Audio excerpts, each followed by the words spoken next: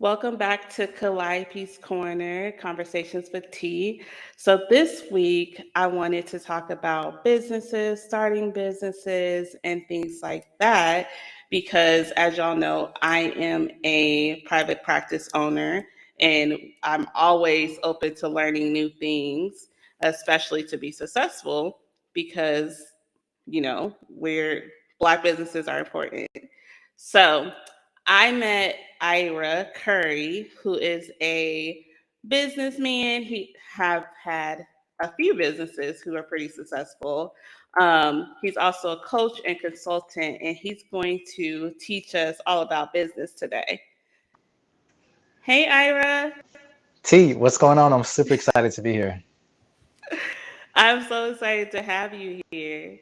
So, um, I have a few questions because I know that you've been pretty successful in your businesses and, making other people's businesses work. And so I think that we should talk about the foundation of business today. So tell us about more of your background. I just told them a little bit.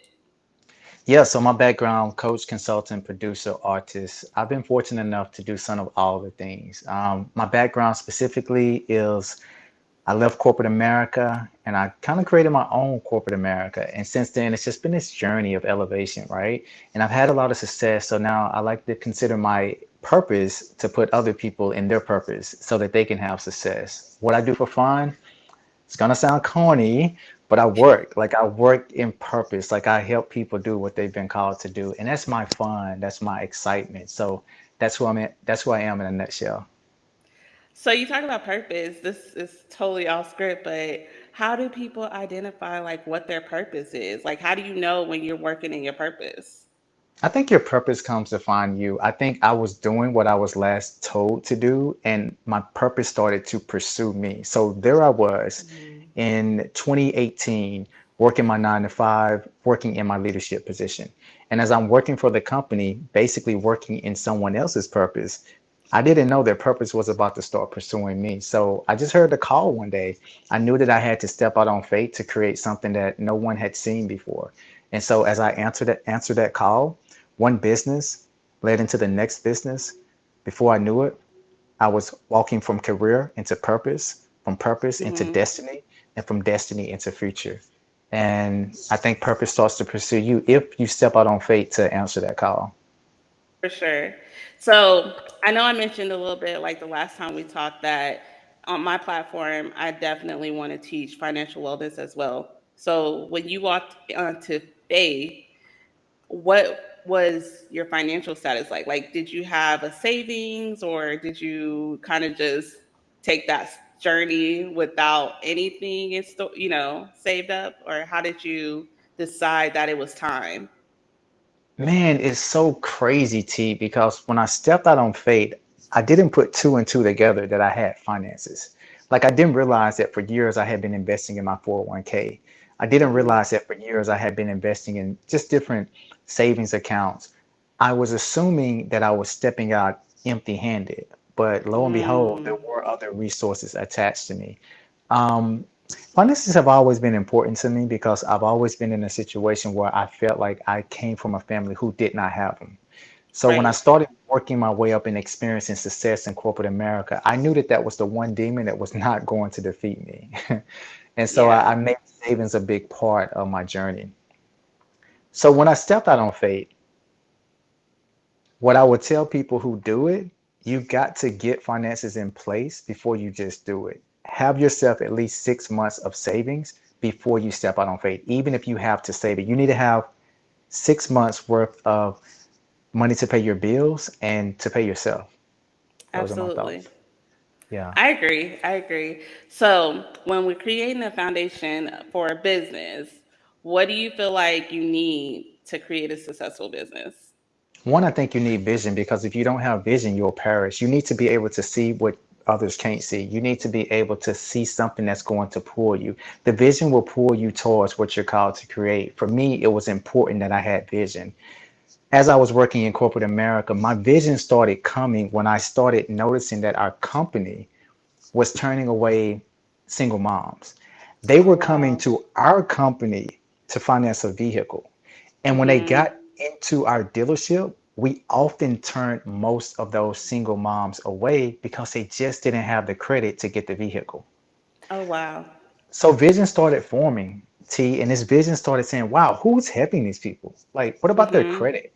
Like, how can they get into a vehicle? There has to be a solution, but sometimes purpose will put you in a position where you're called to solve the problem that you're starting to see. So I like to ask people, when it comes to vision, what are you seeing that you feel called to help with, right? What is Right. the frustration? Maybe you see that someone is doing it, but they're not doing it as good as you. So the first thing you got to have is you got to have vision, because the vision will pull you. The second thing you got to have is you got to have leadership. And when I say leadership, that comes in many different forms. You may see someone who's doing what you want to do. That's a leader. You may see someone who's done what you're doing, or someone who can advise you in what you are doing. That's a leader. That's someone you look up to. That's someone that you Yeah. respect. At every area of my life, I've had leaders in some form. So we get vision. Once we get vision, we get leadership. And once we get leadership, we need to get purpose. What's your why? Like, why are you Mm-hmm. doing this? When I started my first credit repair company, T, I did it because I wanted to help single moms not be denied by the bank. I didn't want Right. those people to be going to the banks and then coming back to their kids and saying, sorry, mom couldn't get it because her credit sucked. So I was put in Yeah. position to solve a need in the earth, which led to purpose, and purpose led to destiny. Those are my I three. love that. I love that. Mm. Especially because, and that leads into my next question, but, like I am a therapist. And so there's a lot of therapists, right? And so my next question is like, how do you maneuver through a saturated market? Because, right now there's a lot of us, even though there's a need, but we're constantly battling each other for like a better price, or for people to pay us appropriately or what we're worth. So how do you maneuver through a market like that? Nobody can do what you're called to do. Your purpose is specific to you. There are certain people that are going to gravitate towards what it is that you're doing and also what it is that they're doing. You'll only go to who you're called to go to. I truly believe that there are a set amount of people that will relate only to you, and that there are a set amount of people that will only relate to them. And so for me, I never worried about what they were doing. I never worried about the competition, because I knew that there was someone that was connected to me. When I was in corporate America, there was two managers. I won't name them just in case they're watching this. And so there was one manager. I mean, he was cool. He was great. Don't get me wrong. But then there was another manager. I looked up to him. He inspired me. He walked into Right. a room and I was ready to make it happen. I didn't know what it was, see, but he got me excited. He lit a fire under me. And it's like that Yeah, as we are business owners. Everyone isn't going to relate to you because they're not called to relate to you. But the people that are meant to be relatable to you, guess what? Those are your tribe. That's your tribe. That's the people that's going to love you. When I think about my tribe, I think about Motika. She's always watching my interview. She's probably watching this now. She's always investing in my programs. I think about Sunshine. Like, it's certain people that are called that only you can serve, because for nobody can do sure. your purpose the way that you do your purpose. I agree for sure. Hi, Martika and Sunshine. But that's so important. I was telling somebody today that we have to be careful when we're constantly comparing ourselves to others, because like you said, there's going to be those people that relate to you, and we don't know what's happening behind the scenes. It may not be what it looks like. um so with that, and I think you kind of answered my question, but I think it's important to be clear about it too. Do you feel like there's a such thing as there's space for everyone, or do you feel like you really just carve in your space? I think there's space for those who are meant to be in that space, right? Mm, So as long as you're walking in your purpose, as long as you are authentic to who you are, as long as you are walking in your most authentic self, then there's space for you, right? When I started my companies and I went on to master the first company, it led to the second company, which was a coaching company. My new assignment was to help an entrepreneurs to grow their existing business. I had to coach them through the process. Never in my life did I know so many coaches were in the industry. But I Right. just had to have a sit down with myself and I just had to get real. I was like, you know what, Ira, man, let me just pump you up for a little while. Like, ain't nobody doing it like you. Like, they can go over there, they can go to that coach, they can do that, but ain't nobody gonna take care of that customer the way that you take care of that customer. I coach my entrepreneurs through this process all the time. It can be 125,000 CEOs that's running a credit repair company, but ain't nobody gonna do it the way that you're going to do it. And so that's purpose. When you own that thing, when you work it so well that you force others to gravitate towards you, just own what you do and you'll be good. I love that for sure. And I agree. Like that, I agree because you have the swag that you got. So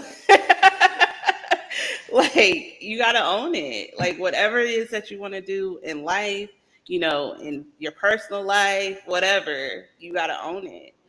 Um so I want to switch over to like it might be controversial. We'll see what happens. But how do you feel like race affects how we navigate building businesses?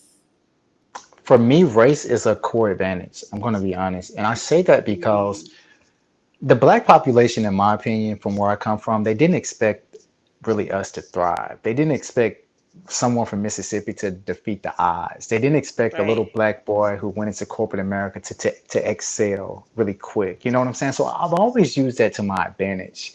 I love the fact that I'm black because I'm unique and it's not too many people that are like you and I with our skin right. color, you know? And so I've always used it to my advantage because as I stepped in rooms where the color of my skin wasn't as obvious, I felt like the one who Mm, stood out. I just used that as my advantage. I felt empowered to be in these situations because it wasn't too many people like me. So why not own the situation? So for me, I don't say that it's a disadvantage race. I think when you have that mindset, it could become a disadvantage. And I think for me, okay. I've always chose to have the mindset that said, hey, you're one of the few, so do it Mhm. better than anyone ever could ever do it. And so, yeah, those are my thoughts on it. Let's talk about the mindset because you said Mhm. that it's if you have that mindset that makes it a disadvantage. So, what does that look like? Because, you know, it a lot of people it is hard to be in a room when you're the only one in the room, right? Yeah, But how do we come to the table and show up and excel within, that space because it is hard because and I'm specifically talking about people who, like you said, need loans and stuff like that, because we're constantly getting denied for things like that to start our businesses. So, like, what, how can we switch our mindset to a more positive space to where we feel like we can, knock through those walls? that's good. One, it's a privilege to be the only one in the room. I'd rather be in a room with one black person than a million black people, like white people. They're Mm, in rooms with most of them, right? I want to be the one that stand out. I want when you look at me, you see something that you didn't see in somebody else. I've always been like that. And I think that's what makes a black sheep of the family. They stand out. They're the opposite. right. They look different. They walk different. They talk different. For me, why am I not getting in those rooms? Why am I not in the banks? Why am I not getting approved? Let's get specific. Let's get down to business. Mm, Let's figure out exactly what's holding us back. Is it something that I'm doing? Because I never saw on an application that said, hey, if you're black, you're getting denied. No, it was typically if I'm applying for finances, it's because my credit score wasn't good enough. Let me get that up. If I'm applying for an apartment, it's because the apartment rates or my credit score wasn't getting good enough. Let me get that up. So it's always mhm, a reason behind the reason. And us, we live in a society now that we can control our reality. It's not like back in the days when my mom was picking cotton. Can I be honest? Like it's right. evolved, it's changed. And so now we have a little bit more say so. We can move with a little bit more authority. We can speak on certain things. And I think that certain people just hang on to the way that it used to be. but you have to come up higher in your thoughts. I'm always telling my entrepreneurs, yeah, I hear what you're saying, but can you come up a little higher? Can you think a little bit deeper at this end? Because the higher you go in your thoughts, the more you get away from the thoughts that no longer serve you in this season. Right. Right. And I think that's important too to Mm, acknowledge is you have to have positive thinking and have a goal that you're trying to reach and have, like you said earlier, vision towards that goal. Like, how are we going to get there? Because there is ways to get to wherever it is that you want to get there. There's about 10 different paths. right. But just because one path led you a whole different way around, the scenic route doesn't mean that you're not going to get to that main goal. And I think that's important. I just want to add to that, when I was in corporate America, someone else was over my opportunities. I was getting my Mm, opportunities from someone else that was handing me those opportunities. When you're in the systems of someone else, you have to play by their rules, you have to play by their games. The great thing with an entrepreneurship and the higher you come up in your purpose is you ultimately escape those systems to create your own systems. And so now mm, I'm creating the rules. Now I'm building the systems. I'm bringing the people in my systems. They play according to my rules. And I think to right, whom much is given, much is required. And so I think whatever it is that those who are listening right now, whatever you believe in, you've got to have enough faith to believe that I won't always be in someone else's system. I'll be called to create the system if I do a good job in this existing system. When I started my journey of working my way up the corporate ladder, I respected somebody else's system. I right. did the things, I did the right things when nobody was looking. And ultimately, it put me in a position where I could create my own system and bring others into it. So, yeah. Yeah, that makes sense. Um, that actually leads me to another question. How do you feel about the saying that it's not what you know, it's who you know? I feel that that saying was very relevant at one point in my life because connections can take you high and they can take you Hmm. high quick. And when I think about it's not what you know, it's who you know. You only know what you know because of who you know. Who you know?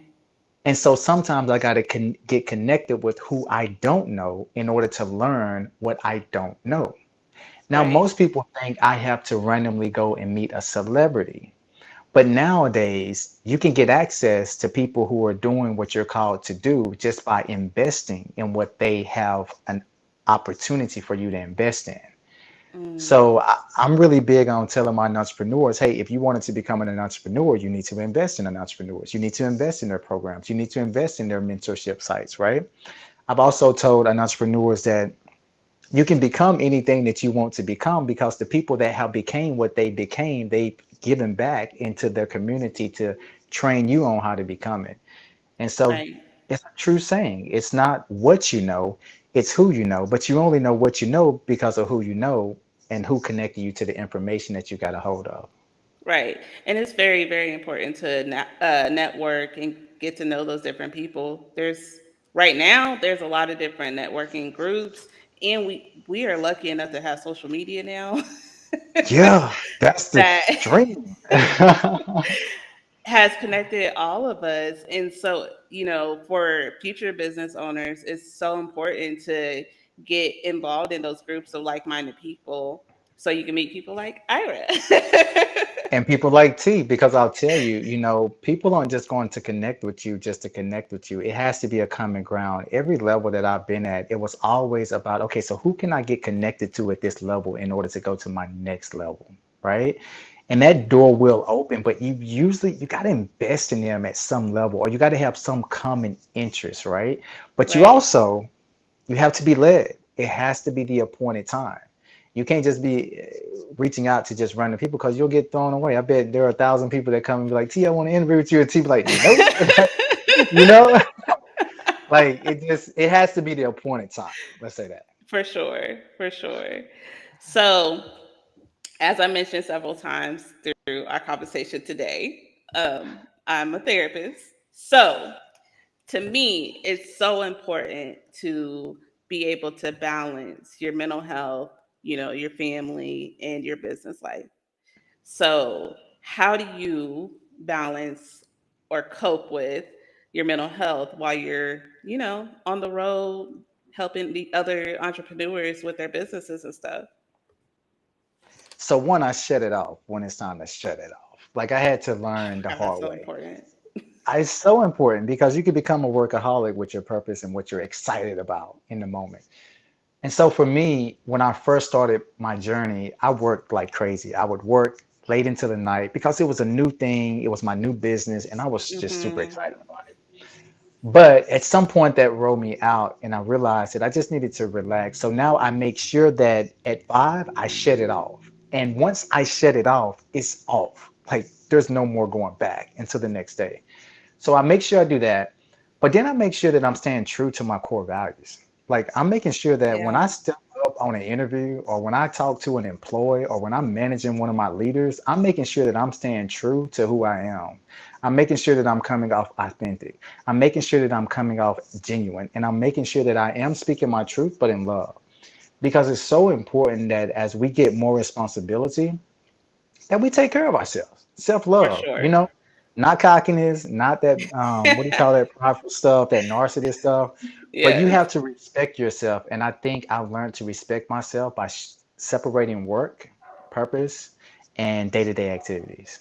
So Hmm. that's how I balance because it keeps my mind good. I renew my mind with the right things. I'm a Yes. little older, so I renew my mind with the Word of God. I don't know if everybody does that, but yeah, yeah. So, because we all know now that you're an entrepreneur. So, do you work a typical, 9 to 5, or 40 hours a week? Or how have you now redone your schedule to where it benefits you? Because, if America had it, we'd be working all the time. You're right. Okay, so at different levels, in different positions, I've worked at different times, but it's typically been, I mean, I guess when you're working for yourself, you get so excited that you want to work all the time. But as I've Hmm. progressed and matured as an entrepreneur, I typically now, where I used to wake up 4 o'clock in the morning and I would work to like 6 or 7 Whew. out of excitement, I don't do that anymore. I don't even set an alarm now. I just wake up. When I wake up, I do work throughout the day. And I just make sure that my people are making sure that our people are good, Hmm. taking care of our customers. And I stop at 5. I stop usually around like 5 or 6, but I'm just a little more tenured now. I don't do all that. I'm old now. An old man. We're gonna set it off at 5 and we're gonna wake up without an alarm. Right. I'll be looking at these CEOs of these big companies. I'm like, man, y'all still waking up at 4 a.m.? Child, I did my time. That's real. So, like, what time do you typically wake up? Because I am not a morning person. Like, I can work through the night into the morning, but waking up Yeah. in the morning, it's a problem. So, and all my clients know it. So, like all of them, I'm like, do not schedule me at 8 o'clock in the morning. And if you do, that's because I love you because that is too early. Right. No, but how early or late do you wake up if you were starting at 4 at one point? Yeah, so back then I used to wake up at 4 and 5 and sometimes 3:30. Now I wake up when I wake up. So it's natural wake ups and it's usually like 9:30, Okay.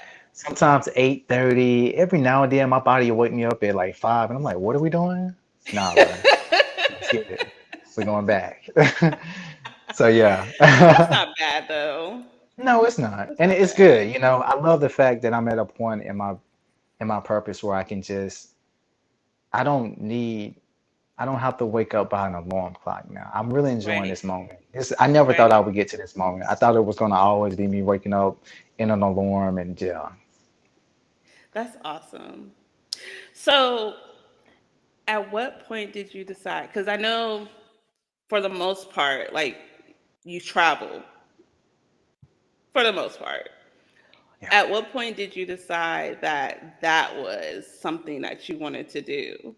Because, I mean, I'm originally from Kansas, right? Yeah. So traveling outside the Midwest was foreign. Yeah. Like the furthest we went was Texas. So, I mean, of course, I'm more well traveled now, but like, at what point did you were you like, this is realistic for me? I think after the success of my first company, I worked so hard in one location that Hmm. my spirit needed to move in order to Hmm. continue the journey. And so I just knew deep down in my spirit that I had to be in different locations. And so for me, as I started my consulting company after my credit repair company, it was freedom, it was flexibility. As a consultant, I wasn't managing my team of 10, I wasn't running the humongous business that just blew up overnight. It was more freedom and flexibility. I could work with my dream customer in a one-on-one setting from my laptop in my boxers on the beach from most days, right? Like I could have that flexibility. And for me, I wanted to be in LA one day and then New York the next day and then go check out Miami while I'm still Right. doing business, right? And so for me, it was a dream that I knew that I would get to one day. I just didn't realize the transportation that would get me there. I didn't realize that my purpose was going to allow me to experience the different places that I traveled to. And so I just knew, like, I knew that I needed to move. I had to get up. I had to go. I was tired of managing teams. I had been the leader for too long. I wanted to be led by my spirit.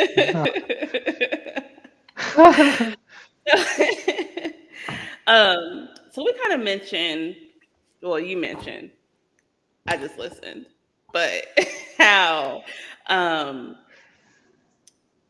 being able to live in your purpose and still, be the best that you can be, right? That's not your exact words, but basically that's what you're saying.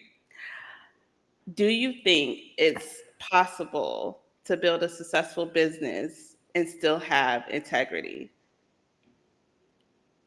I think the only way you can build a successful business is with integrity if you plan for it to last. Um, Mm, my thoughts are pretty black and white on that. Everything that I build and everything that I will continue to build is going to be filled with integrity. If it's going to allow me to sacrifice what I know internally that does not match my internal code, I'm cutting it straight up. Like I'm right. letting it go. If I find out that there's someone in my organization that's doing something unethical, we're cutting it straight up because I worked under such a great leader and a great company that put ethics first. It's all I know. So when I hear things Mm-hmm. like, "Oh my God, companies unethical," or they're doing like bad things, I'm like, "What really? Oh my God, right? Who does Right. that?" Because it's not the world I live in now. But I think it's so important for those who are listening that you know who you are as you're going Mm-hmm. into business, as you're going into your purpose. You have to have that internal code down pat because there are going to be situations, places, and situations that will challenge your morale. What are you going to do when it gets tough? What are you going to do when you have the option to do the wrong thing? I look back in corporate America, how there were so many times that I was given the opportunity to steal or do the wrong thing or take the money Mm, when nobody was looking. But those were tests that was going to determine if I got into my purpose or not. So right. everyone pass your test. Right. For sure. And I think it's important to not only know yourself, right, but also understand, like you said earlier, your why. Why are you doing this? What I'm saying? Like, Yeah. the why is so important so that you can actually live in that and give to that population and community. The things that are testing your integrity, that's not, like, when you look back on it, you're going to regret it. Like, that is not something that is going to help you get or serve your why.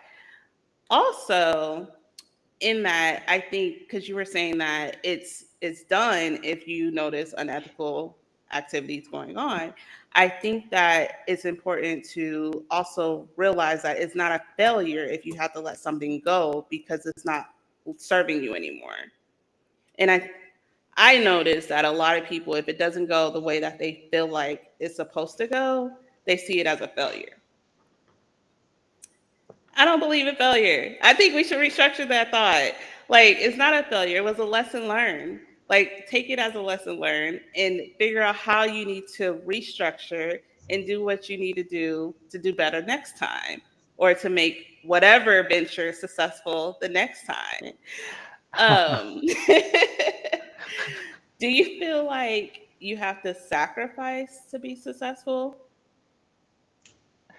Well, you definitely have to sacrifice to be successful. You have to let go of things that no longer serve you in the current season that you were once in.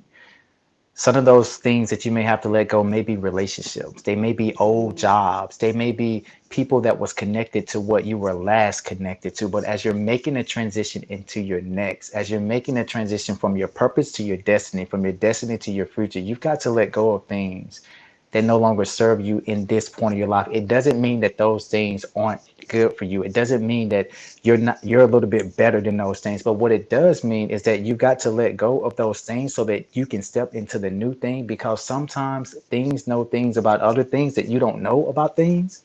right. And if you start trying to take that into your destiny and your purpose, you could get destroyed. You could get took out. Like we've got to, as an entrepreneurs, we got to, at every level, I had to let go of something that I did Mm, not want to let go of.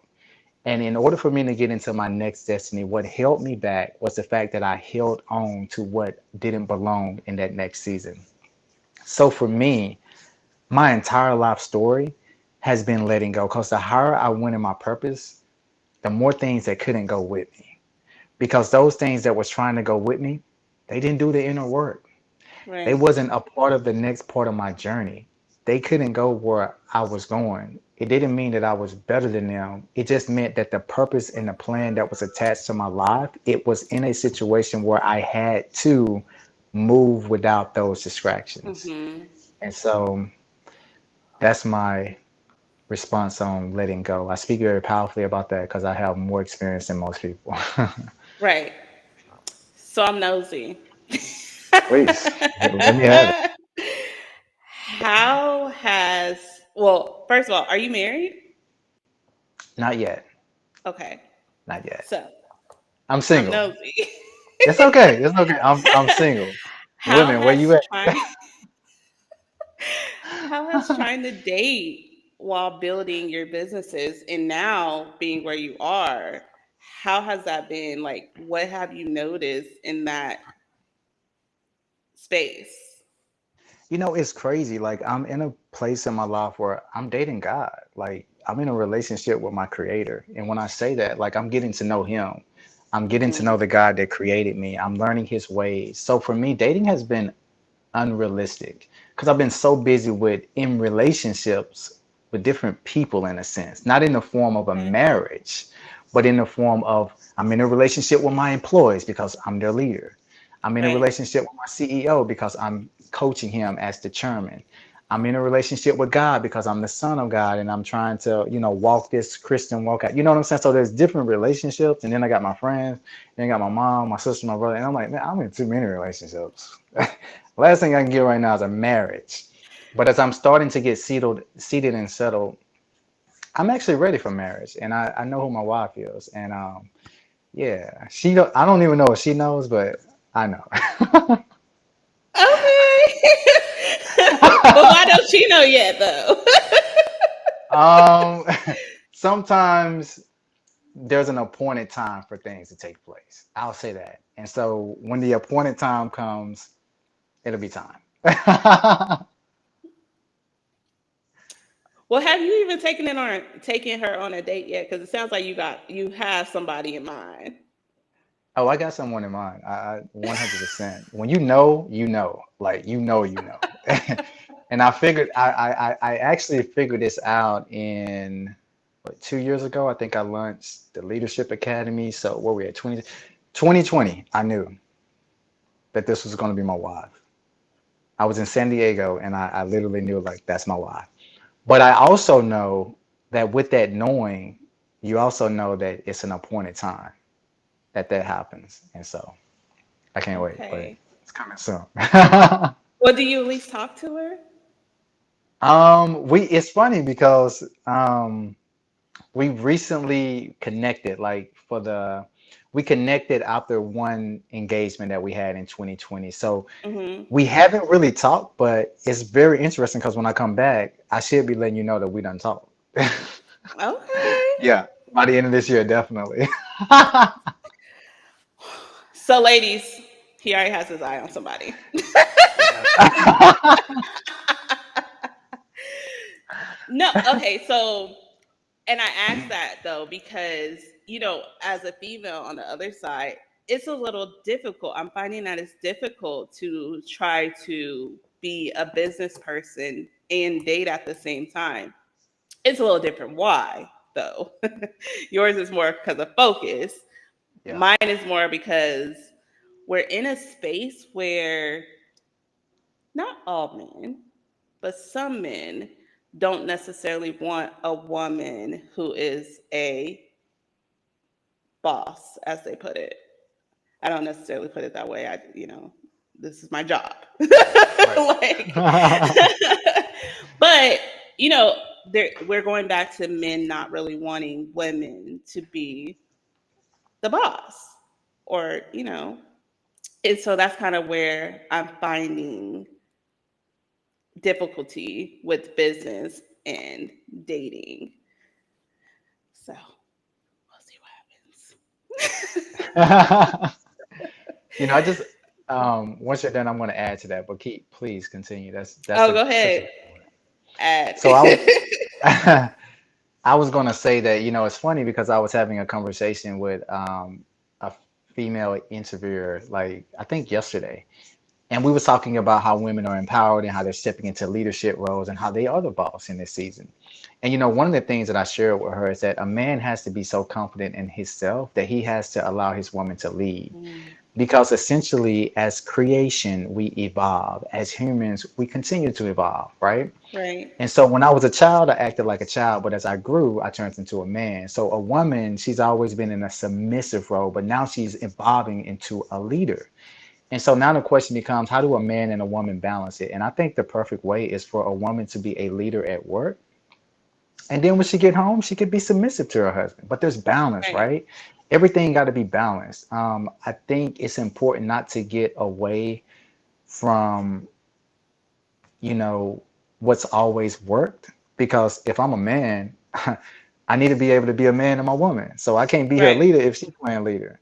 So I want my woman to be a leader at work. But when she come home, let me lead, baby. I got this. Like, let me take care of this. Like let me Yeah. be what I've been created to be. And so I just think men have to respect women in their roles. When they're at work, men need to be encouraging them, pouring into them, telling them, hey, baby, go lead the crowd. But when you come here, Hmm. get ready to be led. Right. Okay? So those are my thoughts. So then you as a business person, right? And I actually this is kind of a question that comes off of another show that I watch. So I also like to watch trash TV for the masses, but it is what it is. It is. So,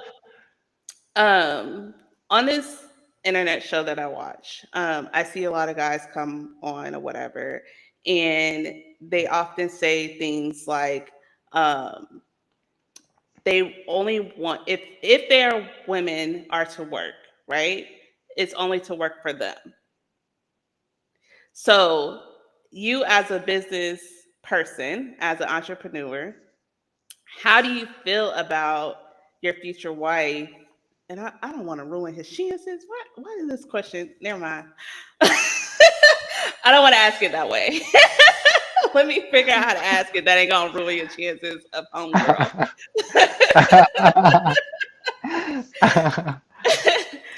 No, but how do you feel about like your future wife working for someone else or like for her own thing? Like, do you believe in like them working for other people rather than for the family business?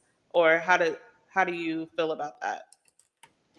No, I feel that she has to follow the desires of her heart, right? And I think that depends on the woman. I think if she already have her own thing going, guess what, baby? I'm going to cheer you on. I'm going to root you on. I'm going to be your biggest cheerleader. If you want to Hmm. work with somebody else, I'm going to be your biggest cheerleader. If you want to work for me, then I'm going to be your biggest cheerleader. So I think for me, I'm going to be flexible, but it has to be about the desires that's been placed on her heart. You know what I'm Right. saying? It has to make Each woman sense. is going to, exactly, and we'll make it work because a part of being married is making it work.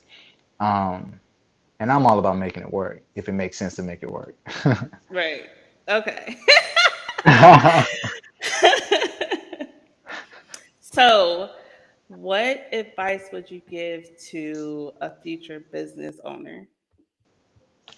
So, future business owners, man, you got to get vision.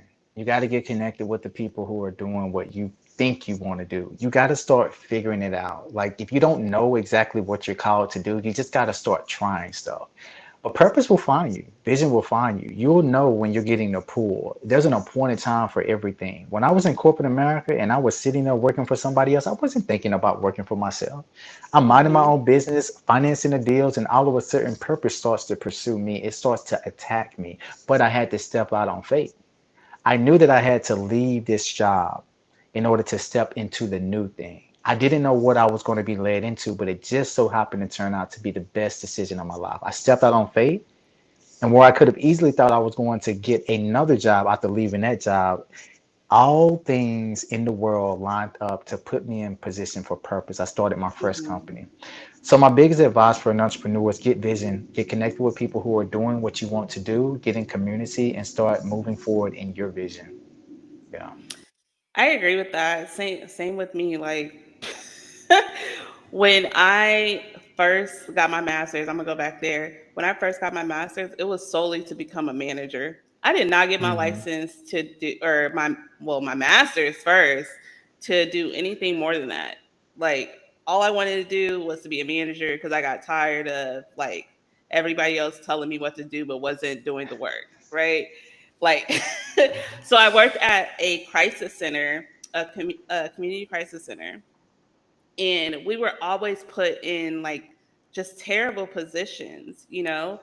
And so I was like, there should be somebody in a leadership role who cares. Like, this is Mm. crazy that your employees are put in what could be life or death situations and nobody cares. Right. So that's what led me to even go to school to get my master's in the first place. And then I just I decided to randomly move before I was even done with my master's. Like I literally moved like the week before graduation because I was like, I'm just tired of Kansas, period. So I literally moved to Texas a week before my graduation. Like May 1st was our it was called colloquium, which is basically our last huge presentation in front of like the school. May 1st was our colloquium. I was on the road by nightfall. Mm. Nightfall, I was on the road. Out of here.